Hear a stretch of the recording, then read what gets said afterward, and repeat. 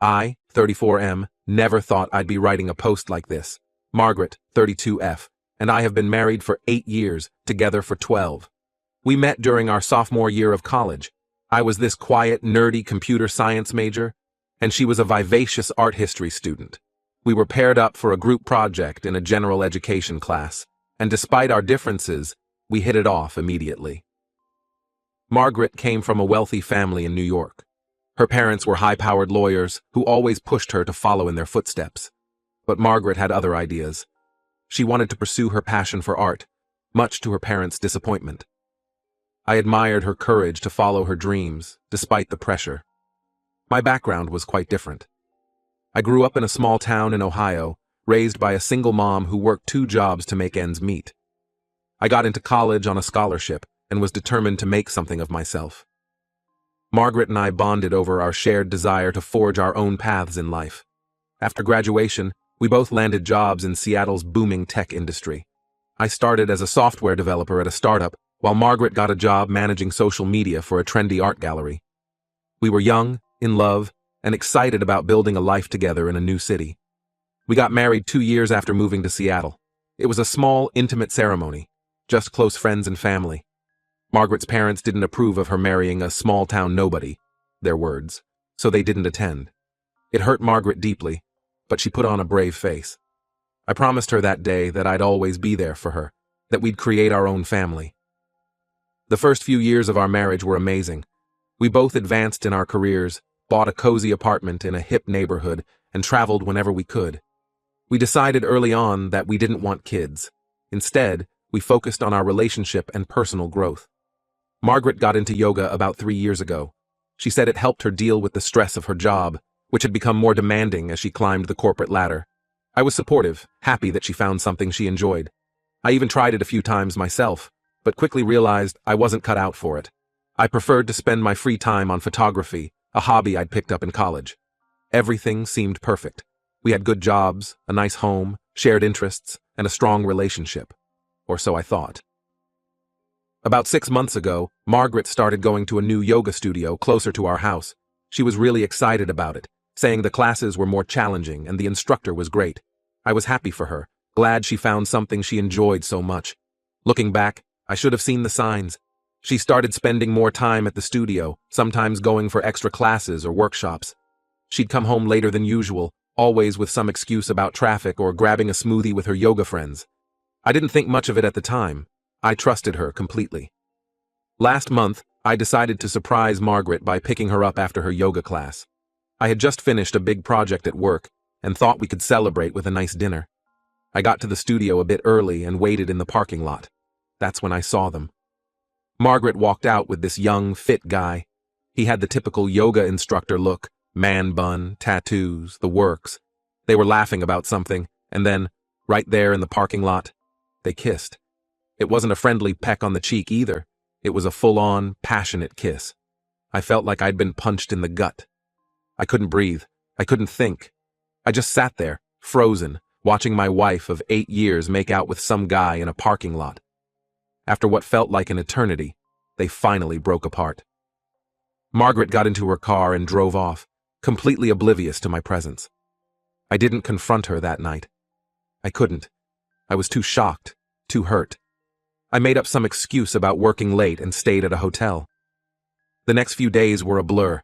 I went through the motions at work, barely able to focus on anything. At home, I tried to act normal, but I could feel the tension building.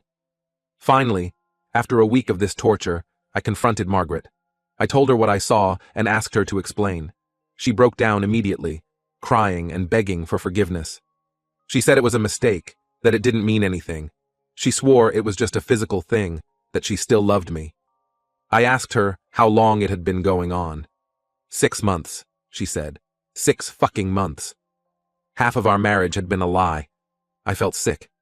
She tried to explain, saying she felt neglected because I'd been working long hours on my latest project.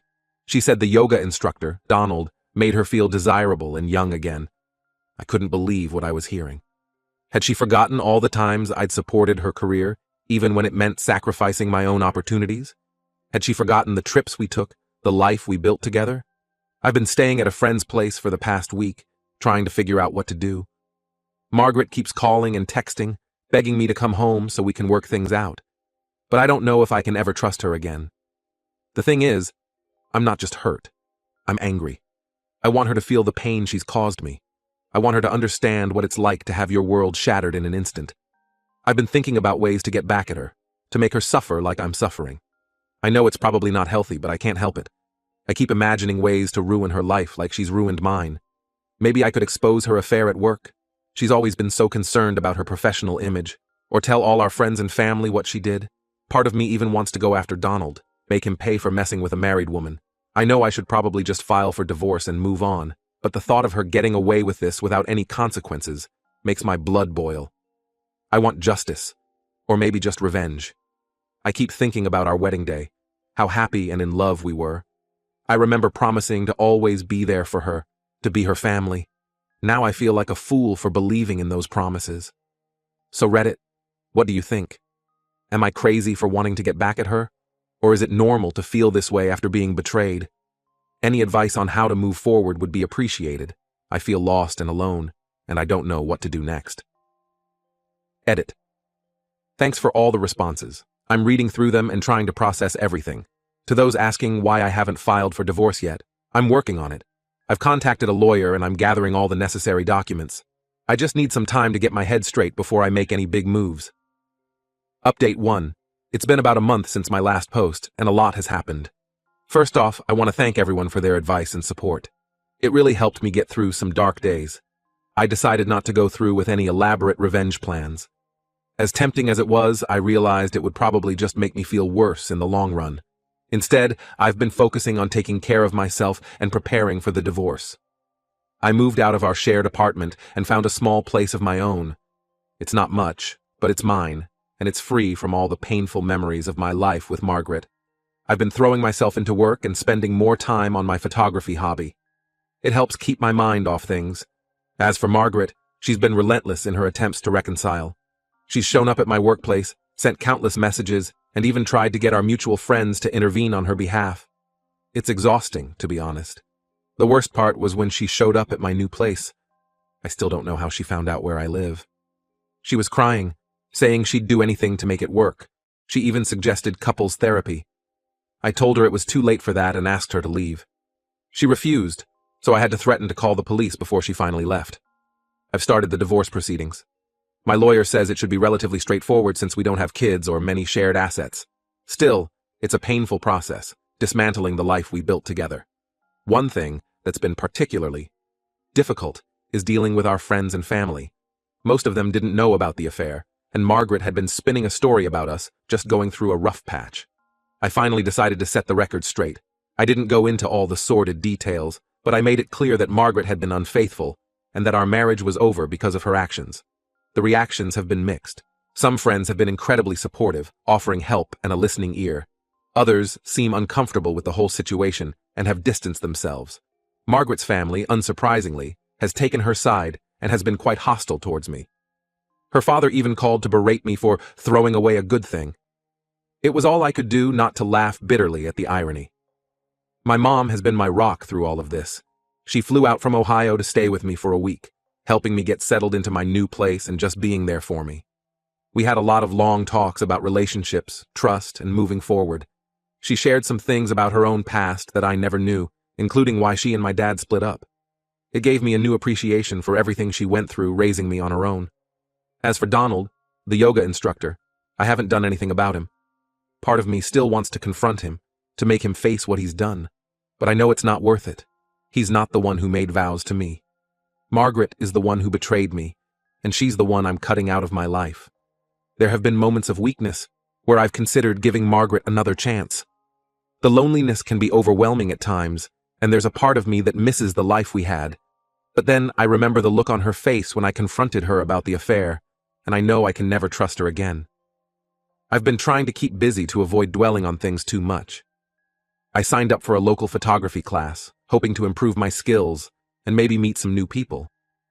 It's been good to focus on something creative and challenging. Work has been both a blessing and a curse. On one hand, it's a welcome distraction. On the other, It's hard to concentrate sometimes when my mind keeps wandering back to Margaret and the affair. My boss has been understanding, thankfully. I finally told him what was going on, and he's been great about giving me some flexibility with my hours. For now, I'm taking it one day at a time. Some days are better than others.